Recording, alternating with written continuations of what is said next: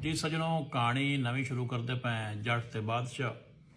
कहानी बड़ी स्वादी है, सुन सो तो चा सो सी।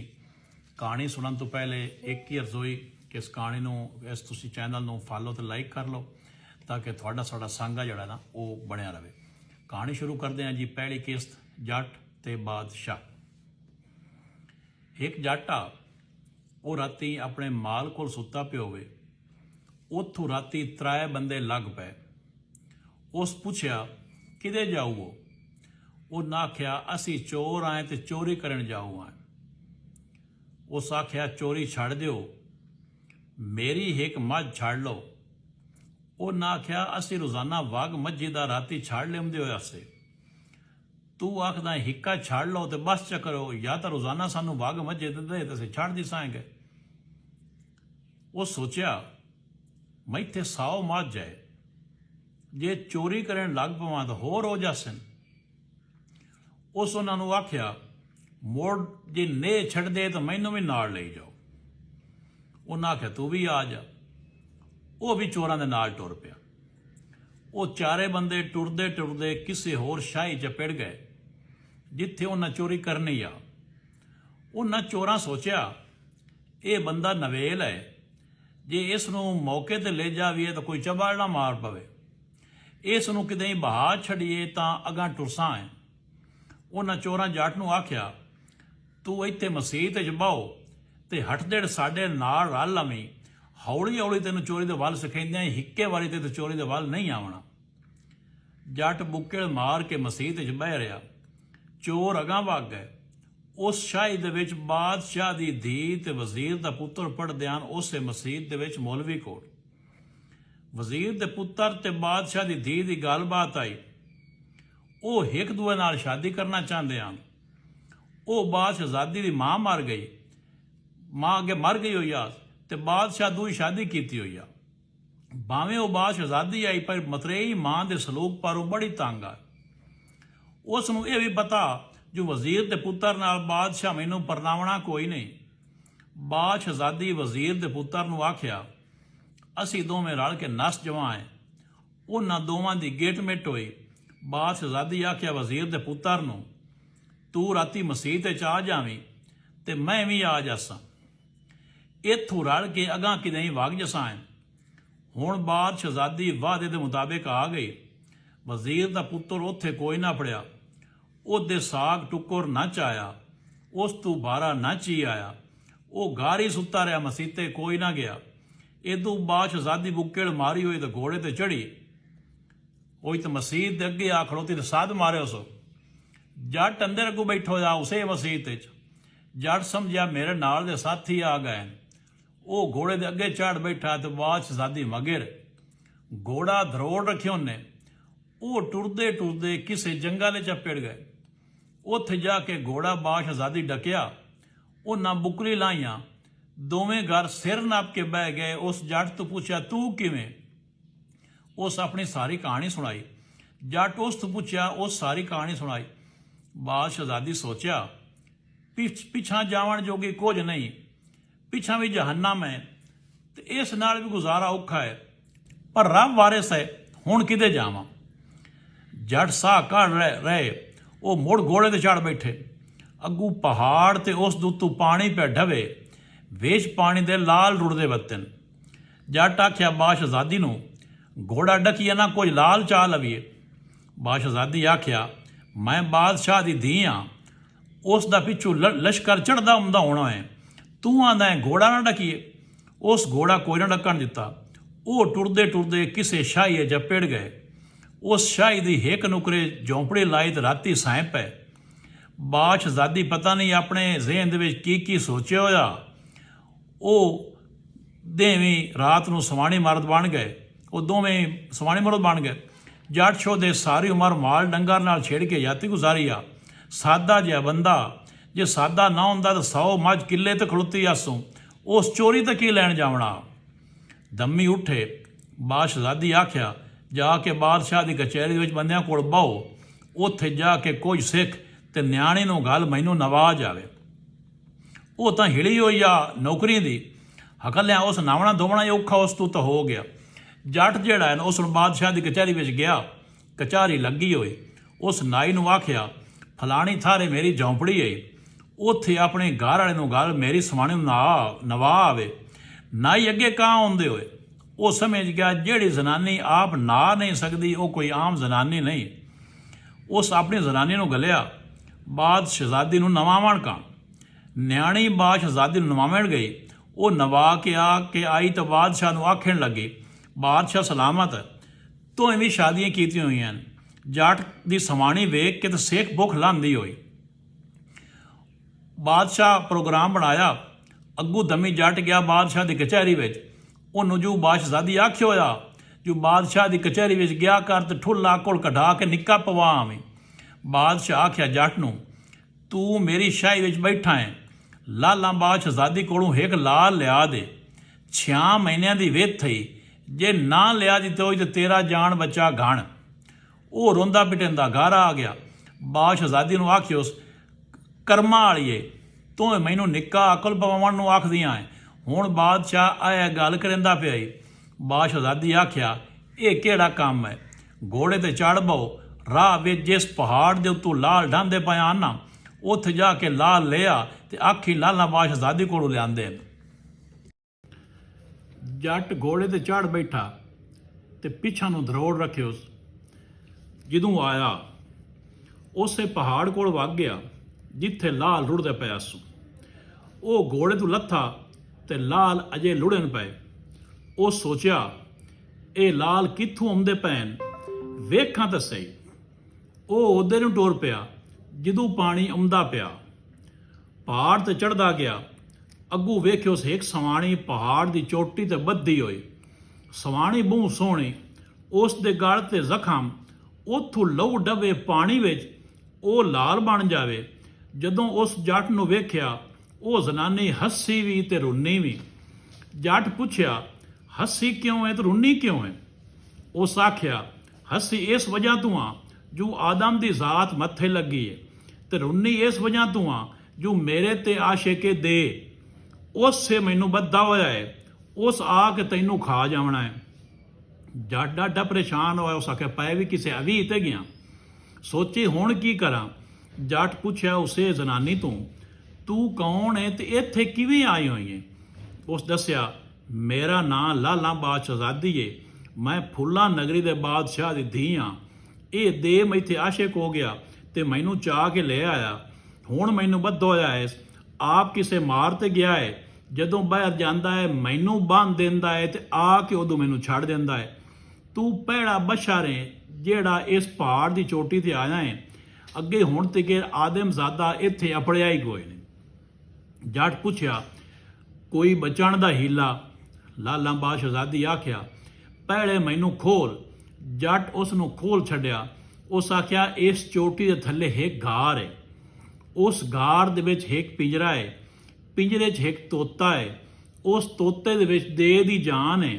ਜੇ ਤੋਤੇ ਦੀ ਗਿੱਚੀ ਅਸੀਂ ਮਰੋੜ ਲਵੀਏ ਤੇ ਤਾਂ ਬਚਦੇ ਹਾਂ, ਨਹੀਂ ਤੇ ਦੇ ਸਾਨੂੰ ਜਾਵਣ ਨਹੀਂ ਦਿੰਦਾ। ਜੱਟ ਆਖਿਆ, ਚੱਲ। ਦੋਵੇਂ ਰਲ ਕੇ ਚੋਟੀ ਤੋਂ ਥੱਲੇ ਲਾਇਆ ਹੈ। ਜੋ ਗਾਰ ਦੇ ਬੂਹੇ ਤੇ ਗਏ, ਉੱਥੇ ਸ਼ੀਸ਼ ਨਾਗ ਵੱਗੇ ਵੱਤੇ ਭਾਰਾ ਦਿੰਦਾ।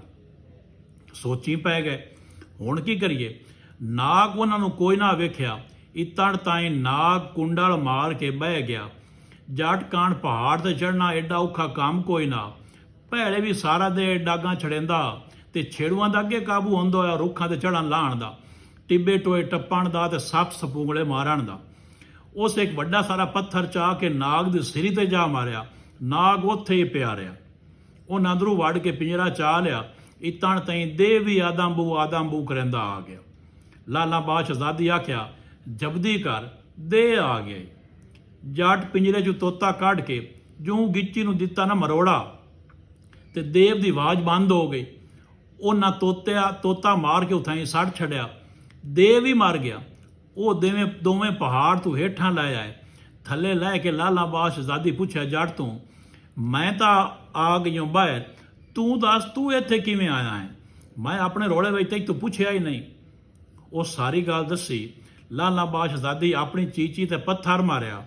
ਉੱਥੋਂ ਲਹੂ ਵਗਣ ਲੱਗ ਪਿਆ। ਉਸ ਚੀਚੀ ਪਾਣੀ ਦੇ ਉੱਤੇ ਕੀਤੀ। ਜਿਹੜਾ ਕਤਰਾ ਲਹੂ ਦਾ ਪਾਣੀ ਵਿੱਚ ਡਵੇ ਉਹ ਲਾਲ ਬਣ ਜਾਵੇ। ਉਸ ਜੱਟ ਨੂੰ ਆਖਿਆ, ਹੁਣ ਭਾਵੇਂ ਟੋਕਰੀ ਭਰ ਲਾ ਇਹ ਤਾਂ ਫੁੱਲਾਂ ਦੀ। ਜੱਟ ਟੋਕਰੀ ਭਰ ਲਈ। ਹੁਣ ਲਾਲਾ ਬਾਦਸ਼ਾਹਜ਼ਾਦੀ ਆਖਿਆ ਜੱਟ ਨੂੰ, ਤੂੰ ਮੇਰੀ ਜਾਨ ਬਚਾਈ ਹੈ, ਹੁਣ ਮੈਨੂੰ ਵੀ ਨਾਲ ਲੈ ਜਾ, ਜਿਹਦੇ ਤੂੰ ਉਹਦੇ ਨਾਲ ਹੁਣ ਮੈਂ ਵੀ। ਜੱਟ ਤੇ ਲਾਲਾ ਬਾਦਸ਼ਾਹਜ਼ਾਦੀ ਘੋੜੇ ਤੇ ਚੜ੍ਹ ਬੈਠੇ ਤੇ ਪਿੱਛਾ ਆਪਣੀ ਝੋਪੜੀ 'ਚ ਆ ਗਏ। ਉੱਥੇ ਜਾ ਕੇ ਭੈੜੀ ਬੀਵੀ ਪੁੱਛਿਆ, ਜੱਟ ਤੂੰ ਇਹ ਕੌਣ ਹੈ? ਉਸ ਆਖਿਆ, ਇਹ ਲਾਲਾ ਬਾਦਸ਼ਾਹਜ਼ਾਦੀ ਹੈ ਜਿਹਦੇ ਮੈਨੂੰ ਗੱਲੇ ਆਈ ਆ। ਜੱਟ ਸਾਰੀ ਗੱਲਬਾਤ ਦੱਸੀ। ਰਾਤ ਹੋ ਗਈ, ਉਹ ਸੈਂ ਪਏ। ਦਿਨ ਹੋਇਆ ਤੇ ਉਹਨਾਂ ਆਖਿਆ ਜੱਟ ਨੂੰ, ਜਾ ਕੇ ਲਾਲਾ ਬਾਦਸ਼ਾਹਜ਼ਾਦੀ ਦੀ ਕਚਹਿਰੀ ਦੇ ਵਿੱਚ ਜਾ ਕੇ ਲਾਲ ਬਾਦਸ਼ਾਹ ਨੂੰ ਦੇ ਆ, ਨਾਲੇ ਨਿਆਣੀ ਨੂੰ ਆਖੀ ਜੋ ਸਾਨੂੰ ਦੋਵਾਂ ਨੂੰ ਨਵਾਜ਼ ਜਾਵੇ। ਜੱਟ ਬਾਦਸ਼ਾਹ ਦੀ ਕਚਹਿਰੀ ਵਿੱਚ ਗਿਆ, ਟੋਕਰੀ ਲਾਲਾਂ ਦੀ ਪੇਸ਼ ਕੀਤੀ। ਬਾਦਸ਼ਾਹ ਬੜਾ ਪਰੇਸ਼ਾਨ, ਜੇ ਇਹਨੂੰ 6 ਮਹੀਨੇ ਦਾ ਵੇਲਾ ਦਿੱਤਾ ਤੇ ਇਹ 2 ਦਿਨਾਂ 'ਚ ਲੈ ਕੇ ਆ ਗਿਆ ਹੈ, ਮੈਂ ਤਾਂ ਅਜੇ ਮਹਲ 'ਚੋਂ ਹੀ ਨਹੀਂ ਨਿਕਲਿਆ। ਖੈਰ ਨਿਆਣੀ ਨਵਾਵਣ ਦੁਆਵਣ ਕਰਨ ਝੋਪੜੀ ਵਿੱਚ ਗਈ। ਅੱਗੂ ਹੇਕ ਦੇ ਥਾਰੇ 2 ਬੈਠੀਆਂ ਤੇ ਦੂਈ ਪਹਿਲੇ ਨਾਲੋਂ ਵੀ ਸੋਹਣੇ। ਉਹ ਮੁੜ ਉਹਨਾਂ ਨੂੰ ਨਵਾ ਕੇ ਬਾਦਸ਼ਾਹ ਕੋਲ ਗਈ। ਉਸ ਬਾਦਸ਼ਾਹ ਨੂੰ ਆਖਿਆ, ਬਾਦਸ਼ਾਹ ਸਲਾਮਤ ਹੈ, ਤੁਸੀਂ ਕਿਹੜੀਆਂ ਸਵਾਣੀਆਂ ਲਈ ਵਧੇ ਹੋ? ਇਹਦੇ ਝੋਪੜੀ ਵਿੱਚ ਆ ਕੇ ਵੇਖੋ, ਜਿਹੜਾ ਹੇਕ ਦੇ ਥਾਰੇ 2 ਬੈਠੀਆਂ ਤੇ ਹੇਕ ਦੂਈ ਤੂੰ ਬਾਹਲੀ ਸੋਹਣੀ। ਜੇ ਤੂੰ ਵੇਖ ਲਵੇਂ ਤਾਂ ਆਪਣੀ ਪੂਰੀ ਸ਼ਾਹੀ ਦੇ ਕੇ ਵੀ ਉਹ ਜ਼ਨਾਨੀਆਂ ਤੂੰ ਲੈ ਲਵੇਂ, ਉਹ ਤੇਰੇ ਨਾਲ ਹੀ ਠਾਂਦੀਆਂ ਹਨ। ਕਿੱਥੇ ਇਹ ਜੱਟ ਤੇ ਕਿੱਥੇ ਉਹ ਸ਼ਹਜ਼ਾਦੀਆਂ? ਬਾਦਸ਼ਾਹ ਸੱਦਿਆ ਜੱਟ ਨੂੰ ਤੇ ਆਖਿਓ, 6 ਮਹੀਨਿਆਂ ਦੀ ਵੇਥ ਥਈ, ਮੈਨੂੰ ਫੁੱਲਾਂ ਬਾਦਸ਼ਾਹਜ਼ਾਦੀ ਦੇ ਫੁੱਲ ਲਿਆ ਕੇ ਦੇਵਣ ਆਈ, ਨਹੀਂ ਤੇ ਤੇਰਾ ਜਾਨ ਬੱਚਾ ਕਾਣ। ਜੱਟ ਸ਼ੋਦਾ ਮੋੜ ਰੋਵੇ ਧੋਵੇ ਪਿਛਾਂ ਬੰਨਾ ਆਪਣਾ ਜ਼ਨਾਨੀਆਂ ਕੋਲ। ਉਹਨਾਂ ਨੂੰ ਜਾ ਕੇ ਗੱਲਬਾਤ ਦੱਸੀ। ਲਾਲਾ ਬਾਦਸ਼ਾਹਜ਼ਾਦੀ ਆਖਿਆ, ਤੂੰ ਪਰੇਸ਼ਾਨ ਕੋਈ ਨਾ ਹੋ, ਫੁੱਲਾਂ ਨਗਰੀ ਵਿੱਚ ਜਾ, ਉੱਥੇ ਜਾ ਕੇ ਹੇਕ ਮਾਈ ਆਈ, ਉਸ ਨੂੰ ਜਾ ਕੇ ਮਿਲ, ਉਸ ਨੂੰ ਆਪਣੀ ਗੱਲਬਾਤ ਦੱਸੀ, ਉਹ ਤੈਨੂੰ ਫੁੱਲਾਂ ਬਾਦਸ਼ਾਹਜ਼ਾਦੀ ਕੋਲੋਂ ਫੁੱਲ ਲੈ ਕੇ ਦੇਸੀ। ਜੱਟ ਘੋੜੇ ਤੇ ਚੜ੍ਹ ਬੈਠਾ ਤੇ ਅੱਲਾ ਬੇਲੀ ਟੁਰਦਾ ਟੁਰਦਾ ਉਸੇ ਨਗਰੀ 'ਚ ਪਿੜ ਗਿਆ ਜਿਹੜੀ ਲਾਲਾ ਬਾਦਸ਼ਾਹਜ਼ਾਦੀ ਦੱਸੀ ਆਸੋਂ। ਉਹ ਪੁੱਛਦਾ ਪੁਛਾਂਦਾ ਉਸੇ ਮਾਈ ਕੋਲ ਪਿੜ ਗਿਆ। ਉਹਨੂੰ ਜਾ ਕੇ ਆਪਣੀ ਅਰਜ਼ੀ ਦੱਸੀ। ਮਾਈ ਆਖਿਆ, ਪੁੱਤਰਾ ਕੰਮ ਤਾਂ ਹੈ ਬੜਾ ਔਖਾ, ਪਰ ਕਰੇਂਦੀ ਹਾਂ, ਜਿਵੇਂ ਮੈਂ ਆਖਾਂ ਇੰਜ ਹੀ ਕਰੀ। ਜੱਟ ਆਖਿਆ, ਉਵੇਂ ਕਰੇ ਸਾਂ। ਮਾਈ ਆਖਿਆ, ਫਲਾਣੇ ਦੇ ਉਹ ਸਾਹਮਣਾ ਹੀ ਤਲਾ ਤੇ ਨਾਮਣ, ਤੂੰ ਉਹਦੇ ਥਿਗੜੇ ਚਾ ਲਵੀਂ, ਦੇਵੀਂ ਤਾਂ ਜੇ ਉਹ ਫੁੱਲ ਦੇਵੀ ਤਾਂ। ਜੱਟ ਆਖਿਆ, ਠੀਕ ਹੈ ਮਾਈ। ਕੁਝ ਦਿਨਾਂ ਮਗਰੋਂ ਫੁੱਲਾਂ ਬਾਦਸ਼ਾਹਜ਼ਾਦੀ ਨਾਵਣ ਕਾਣ ਸਹੇਲੀਆਂ ਨਾਲ ਤਲਾਂ ਤੇ ਆ ਗਏ। ਉਹ ਨਾਵਣ ਲੱਗ ਪਈ। ਜੱਟ ਛੋਪੜੀ ਜਾ ਕੇ ਉਸ ਦੇ ਕੱਪੜੇ ਚਾਲੇ। ਜਦੋਂ ਫੁੱਲਾਂ ਬਾਦਸ਼ਾਹਜ਼ਾਦੀ ਨਾ ਕੇ ਨਿਕਲੀ ਤੇ ਕੱਪੜੇ ਕੋਈ ਨਾ। ਉਸ ਪੁੱਛਿਆ, ਮੇਰੇ ਕੱਪੜੇ ਕਿਹਦੇ ਹਨ? ਇਤਣ ਤਾਈਂ ਜੱਟ ਲੁਕਾ ਬੈਠਾ। ਉਸ ਆਖਿਆ, ਕੱਪੜੇ ਤਾਂ ਮੇਰੇ ਕੋਲ ਹਨ, ਪਰ ਦਿੰਦਾ ਤਾਂ ਜੂ ਵਿੱਚੋਂ ਹੇਕ ਫੁੱਲ ਇਹ ਮੈਨੂੰ ਦੇਵੇਂ ਤਾਂ। ਫੁੱਲਾਂ ਬਾਦਸ਼ਾਹਜ਼ਾਦੀ ਜੱਟ ਨੂੰ ਗੱਲਾਂ ਵਿੱਚ ਲਾ ਲਿਆ। ਉਸ ਆਖਿਆ, ਕੱਪੜੇ ਦੇ ਤੇ ਬਾਹਰ ਆ ਕੇ ਦੇਣੇ ਆ ਤੈਨੂੰ ਫੁੱਲ। ਉਸ ਕੱਪੜੇ ਦੇ ਛੱਡੇ। ਫੁੱਲਾਂ ਬਾਦਸ਼ਾਹਜ਼ਾਦੀ ਕੱਪੜੇ ਪਾਏ ਤੇ ਉੱਡ ਗਈ। ਜੱਟ ਮੁੜ ਪਰੇਸ਼ਾਨ ਹੋ ਕੇ ਮਾਈ ਕੋਲ ਆ ਗਿਆ।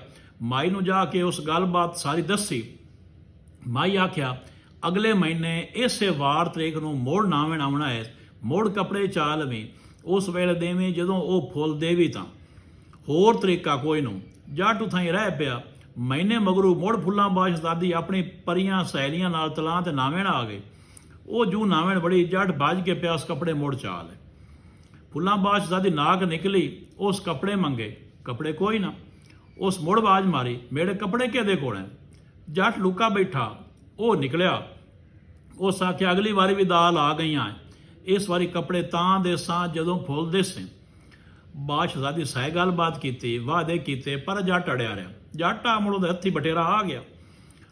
ਉਸ ਹੋਰ ਕੋਈ ਕੱਪੜੇ ਬਾਦਸ਼ਾਹਜ਼ਾਦੀ ਵਾਲ ਵਗਾਏ, ਉਹ ਪਾ ਕੇ ਬਾਹਰ ਨਿਕਲ ਆਏ। ਫੁੱਲਾਂ ਬਾਦਸ਼ਾਹਜ਼ਾਦੀ ਪੁੱਛਿਆ ਜੱਟ ਕੋਲੋਂ, ਤੈਨੂੰ ਲੋੜ ਕੀ ਪਈ ਹੈ ਫੁੱਲ ਦੀ?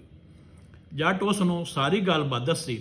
ਫੁੱਲਾਂ ਬਾਦਸ਼ਾਹਜ਼ਾਦੀ ਆਖਿਆ, ਤੂੰ ਪਹਿਲੇ ਕਿਉਂ ਨਹੀਂ ਦੱਸਿਆ ਜੋ ਤੈਨੂੰ ਲਾਲਾ ਬਾਦਸ਼ਾਹਜ਼ਾਦੀ ਗੱਲਿਆ ਹੈ? ਉਹ ਤੇ ਮੇਰੀ ਬਿਲਾਣੀ ਹੈ, ਅਸੀਂ ਰਲ ਕੇ ਖੇਡਦੀਆਂ ਰਹੀਆਂ ਹੈ, ਸਾਨੂੰ ਵਿਛੜਿਆਂ ਬੜੇ ਸਾਲ ਹੋ ਗਏ, ਮੈਂ ਉਹਨੂੰ ਮਿਲਣਾ ਹੈ, ਦੱਸ ਉਹ ਕਿੱਥੇ ਹੈ? ਉਸ ਆਖਿਆ, ਜੱਟ ਆਖਿਆ, ਉਹ ਰਾ ਤੈਨੂੰ ਉੱਥੇ ਲੈ ਚੱਲਣਾ। ਉਸ ਜੱਟ ਨੂੰ ਬਹਾ ਲਿਆ। ਉਹ ਪਰੀ ਆ ਮੁੜ ਉਸ ਕਿਹੜੀ ਢਿੱਲ ਲਾਉਣੀ ਆ। ਥੋੜੀ ਢਿੱਲ ਪਿੱਛੋਂ ਜੱਟ ਤੇ ਫੁੱਲਾਂ ਬਾਦਸ਼ਾਹਜ਼ਾਦੀ ਉਸੇ ਜੋਮੜੇ ਵਿੱਚ ਆ ਗਏ। ਲਾਲਾ ਬਾਦਸ਼ਾਹਜ਼ਾਦੀ ਤੇ ਫੁੱਲਾਂ ਬਾਦਸ਼ਾਹਜ਼ਾਦੀ ਮਿਲੀਆਂ, ਬੜੀਆਂ ਖੁਸ਼ ਹੋਈਆਂ, ਆਖਣ ਇਸੇ ਬਾਨੇ ਅਸੀਂ ਤਾਂ ਰਲ ਗਈਆਂ। ਫੁੱਲਾਂ ਬਾਦਸ਼ਾਹਜ਼ਾਦੀ ਆਖਿਆ ਜੱਟ ਨੂੰ, ਜੇ ਤੂੰ ਮੈਨੂੰ ਹਸਾਵੇਂ ਤਾਂ ਮੇਰੇ ਮੂੰਹ 'ਚ ਫੁੱਲ ਡਾਣੇ। ਜੱਟ ਮੱਝ ਲਿਆਂਦੀ ਤੇ ਪੁੱਠੇ ਪਾਸਿਓਂ ਬਹਿ ਕੇ ਭਾਂਡਾ ਹੇਠ 'ਚ ਰੱਖਿਆ, ਉਸ ਚੋਵੇਂ ਲੱਗ ਪਿਆ। ਜੂ ਤਰਿਆਂ ਬਾਦਸ਼ਾਹਜ਼ਾਦੀਆਂ ਵੇਖਿਆ, ਉਹ ਹੱਸਣ ਲੱਗ ਪਈਆਂ। ਫੁੱਲਾਂ ਬਾਸ਼ਜ਼ਾਦੀ ਦੇ ਹੱਸਣ ਨਾਲ ਉਹਦੇ ਮੂੰਹ 'ਚੋਂ ਫੁੱਲ ਡਵਣ ਲੱਗ ਪਏ। ਉਹਨਾਂ ਦਾ ਘਰ ਫੁੱਲਾਂ ਨਾਲ ਭਰੀ ਗਿਆ। ਜੱਟ ਟੋਕਰੀਆਂ ਭਰ ਲਈਆਂ ਤਾਂ ਲੈ ਕੇ ਬਾਦਸ਼ਾਹ ਦੀ ਮੁੜ ਕਚਹਿਰੀ ਵਿੱਚ ਜਾ ਵੜਿਆ। ਫੁੱਲਾਂ ਦੀ ਟੋਕਰੀਆਂ ਵੇਖ ਕੇ ਬਾਦਸ਼ਾਹ ਉਸ ਦੇ ਵਜ਼ੀਰ ਤੇ ਸਾਰੀ ਰਈਅਤ ਪਰੇਸ਼ਾਨ ਹੋ ਗਈ। ਉਹਨਾਂ ਸੋਚਿਆ ਇਹ ਬੰਦਾ ਹੈ ਕਿ ਕੀ ਸ਼ੈ ਹੈ, ਅੱਜ ਤੀਕਰ ਫੁੱਲਾਂ ਬਾਸ਼ਜ਼ਾਦੀ ਦਾ ਹੇਕ ਫੁੱਲ ਕਿਸੇ ਨੇ ਲਿਆਂਦਾ ਤੇ ਇਹ ਟੋਕਰੀਆਂ ਭਰੀ ਵਧਾ ਹੈ। ਬਾਦਸ਼ਾਹ ਵਜ਼ੀਰਾਂ ਮੁਸ਼ੀਰਾਂ ਨੂੰ ਸੱਦਿਆ ਤੇ ਆਖਿਆ, ਦੱਸੋ ਇਸ ਬੰਦੇ ਨੂੰ ਕਿਹੜੀ ਮੁਹਿੰਮ ਤੇ ਗੱਲਾਂ, ਮੇਰੇ ਜ਼ਿਹਨ ਵਿੱਚ ਜਿਹੜੀਆਂ ਮੁਹਿੰਮਾਂ ਹਨ ਉਹ ਸਾਰੀਆਂ ਪੂਰੀਆਂ ਕਰ ਗਿਆ ਹੈ। ਸਵਾਣੀਆਂ ਇਹਦੇ ਕੋਲ ਹਰ ਹਾਲ ਵਿੱਚ ਲੈਣੀਆਂ ਹੋਈਆਂ। ਇੱਕ ਵਜ਼ੀਰ ਆਖਿਆ, ਬਾਦਸ਼ਾਹ ਸਲਾਮਤ, ਇਹਨੂੰ ਆਖੋ ਤੁਹਾਡੇ ਵੜਕਿਆਂ ਦਾ ਅਗਲੇ ਜਹਾਨ 'ਚੋਂ ਪਤਾ ਕਰਕੇ ਆਵੇ ਉਹ ਕਿਸ ਹਾਲ ਵਿੱਚ ਹਨ। ਇਸ ਤੋਂ ਵੱਡੀ ਮੁਹਿੰਮ ਕਾਇਨਾ ਨਾ ਕੋਈ ਅਗਲੇ ਜਹਾਨ ਜਾ ਸਕਦਾ ਹੈ, ਜੇ ਕੋਈ ਜਾਵੇ ਤਾਂ ਉਹ ਪਿੱਛਾ ਨਹੀਂ ਪਰਤਦਾ। ਬਾਦਸ਼ਾਹ ਜੱਟ ਨੂੰ ਇਹ ਮੁਹਿੰਮ ਦੱਸੀ। ਉਸ ਆਖਿਆ 6 ਮਹੀਨਿਆਂ ਦਾ ਵੇੜਾ ਏ, ਜੇ ਹਟ ਆਇਓ ਤਾਂ ਇਹ ਬਾਦਸ਼ਾਹੀ ਤੇਰੀ, ਜੇ ਨਾ ਆਇਓ ਤੇਰੀ ਸਵਾਣੀ ਨਾਲ ਮੈਂ ਨਿਕਾਹ ਕਰੇ ਸਾਂ। 6 ਮਹੀਨਿਆਂ ਤੱਕ ਤੇਰੇ ਘਰ ਦਾ ਭਾਰਾ ਤੇ ਖਰਚਾ ਪੱਠਾ ਮੇਰੇ ਜ਼ਿੰਮੇ। ਉਹਨੂੰ ਪਤਾ ਇਹ ਤੇ ਪੂਰੀ ਹੋਣੀ ਨਹੀਂ। ਜੱਟ ਸ਼ੋ ਦਾ ਸਿਰ ਨੱਪ ਕੇ ਬਹਿ ਗਿਆ। ਸੋਚੇ ਅਗਲੀਆਂ ਮੁਹਿੰਮਾਂ ਤਾਂ ਇਸੇ ਜਹਾਨ ਦੀਆਂ ਹਨ ਤੇ ਦਾ ਲੱਗ ਗਿਆ, ਪਰ ਹੁਣ ਕੀ ਕਰਾਂ। ਉਹ ਰੋਂਦਾ ਪਿੱਟਦਾ ਘਰ ਗਿਆ। ਬਾਸ਼ਜ਼ਾਦੀਆਂ ਨੂੰ ਜਾ ਕੇ ਗੱਲਬਾਤ ਦੱਸੀ। ਉਸ ਫੁੱਲਾਂ ਬਾਸ਼ਜ਼ਾਦੀ ਆਖਿਆ, ਇਹ ਦੋਵੇਂ ਆਪਣੀ ਆਪਣੀ ਵਾਰੀ ਭੁਗਤਾ ਬੈਠੇ ਹਨ, ਹੁਣ ਮੇਰੀ ਵਾਰੀ ਹੈ। ਇਸ ਮੁਹਿੰਮ ਦੇ ਵਿੱਚੋਂ ਮੈਂ ਕੱਢੇ ਸਾਂ, ਪਰੇਸ਼ਾਨ ਨਾ ਹੋ। ਜੱਟ ਆਖਿਆ, ਮੋੜ ਕੀ ਕਰੀਏ। ਉਸ ਆਖਿਆ, ਬਾਦਸ਼ਾਹ ਨੂੰ ਆਖ ਲੱਕੜੀਆਂ ਦਾ ਅੰਮ੍ਰਿਤ ਬਣਵਾਵੇ, ਉਸ ਉੱਤੇ ਤੈਨੂੰ ਬਾਵੇ, ਉੱਤੇ ਮਿੱਟੀ ਦਾ ਤੇਲ ਵਗਾ ਕੇ ਅੱਗ ਲਾ ਛੱਡੇ। 6 ਮਹੀਨੇ ਇਸ ਸਵਾਹ ਨੂੰ ਕੋਈ ਹਲਾਵੇ ਨਾ ਜੁਲਾਵੇ। 6 ਮਹੀਨਿਆਂ ਮਗਰੋਂ ਇਸ ਸਵਾਹ ਦੇ ਵਿੱਚੋਂ ਫਰੋਲ ਕੇ ਤੈਨੂੰ ਚਾਹ ਲਵੇ। ਅੱਗੋਂ ਮੈਂ ਆਪੇ ਸੰਭਾਲ ਲਈਸ, ਮੈਂ ਤੈਨੂੰ ਹੋਵਣ ਕੁਝ ਨਹੀਂ ਦਿੰਦੀ, ਬੇਫਿਕਰ ਰਹੋ। ਜੱਟ ਗਿਆ ਬਾਦਸ਼ਾਹ ਕੋਲ। ਉਸ ਆਖਿਆ, ਬਾਦਸ਼ਾਹ ਸਲਾਮਤ, ਲੱਕੜੀ ਇਕੱਠੀ ਕਰਾਓ, ਉੱਤੇ ਮੈਨੂੰ ਬਹਾ ਕੇ ਮਿੱਟੀ ਦਾ ਤੇਲ ਵਗਾ ਕੇ ਅੱਗ ਲਾ ਛੱਡੋ, ਮੈਂ ਪਤਾ ਕਰ ਆਉਣਾ। ਬਾਦਸ਼ਾਹ ਬੜਾ ਖੁਸ਼ ਹੋਇਆ ਜੋ ਇਹ ਬਲਾਂਤ ਲੱਥੇ ਮਗਰੋਂ। ਬਾਦਸ਼ਾਹ ਲੱਕੜੀ ਇਕੱਠੀਆਂ ਕਰਨ ਦਾ ਹੁਕਮ ਦੇ ਛੱਡਿਆ। ਲੱਕੜੀ ਇਕੱਠੀਆਂ ਹੋ ਗਈਆਂ, ਸਾਰੀ ਸ਼ਾਹੀ ਇਕੱਠੀ। ਲੱਕੜੀ ਚੰਗੀਆਂ ਜੋੜ ਕੇ ਉੱਤੇ ਜੱਟ ਨੂੰ ਬਾਇਆ, ਉੱਤੋਂ ਮਿੱਟੀ ਦਾ ਤੇਲ ਵਗਾ ਕੇ ਅੱਗ ਲਾ ਛੜੀ ਉਹਨੇ। ਜੋ ਧੂੰ ਦੁਖਿਆ, ਫੁੱਲਾਂ ਬਾਸ਼ਜ਼ਾਦੀ ਉੱਡ ਕੇ ਜੱਟ ਨੂੰ ਪਰਾਂ ਤੇ ਬਹਾ ਲਿਆ ਤਾਂ ਆਪਣੇ ਘਰ ਲੈ ਕੇ ਆ ਗਈ। ਜੱਟ ਨੂੰ ਉਹਨਾਂ ਅੰਦਰ ਬਹਾ ਛੱਡਿਆ। ਅੰਦਰੇ ਉਸ ਨੂੰ ਟੁੱਕਰ ਪਾਣੀ ਦੇ ਛੱਡਣ, ਉਹਦੀ ਹਜਾਮਤ ਵਗੈਰਾ ਕੋਈ ਨਾ ਕਰਾਵਣ। 6 ਮਹੀਨੇ ਇੰਜ ਹੀ ਗੁਜ਼ਰ ਗਏ। 6 ਮਹੀਨਿਆਂ ਵਿੱਚ ਜੱਟ ਦੇ ਸਿਰ ਦੇ ਵਾਲ, ਦਾੜੀ, ਨਹੁੰ ਵੱਡੇ ਵੱਡੇ ਹੋ ਗਏ। ਅਖੀਰਲੀ ਰਾਤੀ ਫੁੱਲਾਂ ਬਾਸ਼ਜ਼ਾਦੀ ਜੱਟ ਨੂੰ ਸੁਆਹ ਵਿੱਚ ਪਰੋ ਆਈ। ਅੱਗੂ ਦਮੀ ਸ਼ਾਹੀਆਂ ਤੇ ਅਲਾਈਆਂ ਇਕੱਠੀਆਂ, ਜੋ ਅੱਜ ਬਾਦਸ਼ਾਹ ਤੇ ਜੱਟ ਦਾ ਵਾਅਦਾ ਹੈ। ਜਦੋਂ ਮੁਲਕ ਸਾਰਾ ਇਕੱਠਾ ਹੋ ਗਿਆ, ਬਾਦਸ਼ਾਹ ਵਜ਼ੀਰਾਂ ਨੂੰ ਸੱਦਿਆ ਤੇ ਸਾਹ ਫਰੋਲਣ ਦਾ ਹੁਕਮ ਦਿੱਤਾ। ਉਹਨਾਂ ਸਾਹ ਫਰੋਲੇ ਦੇ ਵਿੱਚੋਂ ਜੱਟ ਸੁਮੇ ਸਲਾਮਤੀ ਨਿਕਲ ਆਇਆ। ਉਹਦੇ ਨਹੁੰ ਵਧੇ ਹੋਏ, ਦਾੜੀ ਮੁੱਛਾਂ ਤੇ ਸਿਰ ਦੇ ਵਾਲ ਵਧੇ ਹੋਏ, ਸੁਆਹ ਵਿੱਚ ਬੁਰੜੇ ਹੋਇਆ ਨਿਕਲ ਆਇਆ। ਸਾਰੇ ਪਰੇਸ਼ਾਨ ਜੋ ਇਹ ਬਚ ਕਿਵੇਂ ਗਿਆ, ਸੜਿਆ ਵੀ ਨਹੀਂ ਤੇ ਅਜੇ ਸੁਆਹ ਵੀ ਸਲਾਮਤ ਹੈ। ਉਹਨਾਂ ਪੁੱਛਿਆ, ਦੱਸ ਭਾਈ ਕੀ ਵੇਖਿਆ। ਜੱਟ ਆਖਿਆ, ਇਹ ਰੱਬ ਦੇ ਕੰਮ ਹੋਏ, ਤੁਸੀਂ ਮੈਨੂੰ ਸਾੜ ਛੱਡਿਆ, ਪਰ ਬਚਾਉਣ ਵਾਲਾ ਸੋਹਣਾ ਰੱਬ ਹੋਇਆ, ਉਸ ਮੈਨੂੰ ਬਚਾਇਆ ਹੈ। ਬਾਦਸ਼ਾਹ ਨੂੰ ਆਖਿਓ, ਮੈਂ ਉੱਥੇ 6 ਮਹੀਨੇ ਰਿਹਾ ਤੇ ਮੇਰਾ ਹਾਲ ਇਹ ਹੈ, ਤੇਰੇ ਵੜਕਿਆਂ ਨੂੰ ਮਰਿਆ ਮੁੱਤਾਂ ਹੋ ਗਈਆਂ। ਆਪ ਅੰਦਾਜ਼ਾ ਲਾ ਲਾ, ਮੈਥੋਂ ਕੋਈ ਨਾ ਪੁੱਛ ਤੇ ਨਾ ਇਹ ਗੱਲ ਪੁੱਛਾਂ ਦੱਸਣ ਵਾਲੀ ਹੈ ਹੀ। ਉਸ ਵੇਲੇ ਬਾਦਸ਼ਾਹ ਦੇ ਕੋਲ ਮਾਫੀ ਵੀ ਮੰਗੀ ਤੇ ਸ਼ਾਹੀ ਵੀ ਉਸ ਨੂੰ ਦੇ ਛੱਡੀ। ਜੱਟ ਹੁਣ ਬਾਦਸ਼ਾਹ ਬਣ ਗਿਆ। ਉਹਦੀਆਂ ਸਵਾਣੀਆਂ ਪਹਿਲੇ ਬਾਸ਼ਜ਼ਾਦੀਆਂ ਹਨ, ਉਹ ਉੱਥੇ ਵਸੜ ਕੱਟਣ ਲੱਗ ਪਏ ਤੇ ਅਸੀਂ ਇੱਥੇ ਵਸੜ ਕੱਟਣ ਲੱਗ ਪਏ। ਅਸੀਂ ਕਹਾਣੀ ਮੁੱਕ ਗਈ ਜੀ। ਤੁਹਾਡਾ ਸਾਰਿਆਂ ਦਾ ਸੁਣਨ ਦਾ ਬਹੁਤ ਬਹੁਤ ਸ਼ੁਕਰੀਆ ਜਨਾਬ।